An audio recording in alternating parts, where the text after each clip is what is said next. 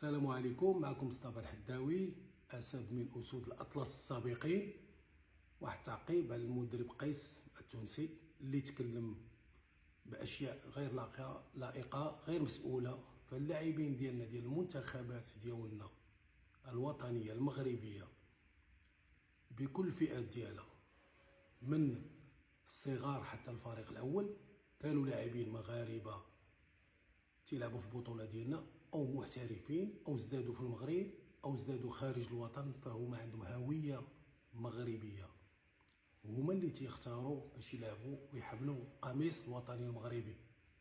ما كاين لا مساومات لا إغراءات من طرف الجامعة ديالنا فالناخب الوطني ديال أي فئة، لأن عندنا ناس تتشوف اللاعبين بجميع أنحاء العالم مغاربة الأصول وكلهم تيكون أصول ديالهم سواء الأب أو الأم.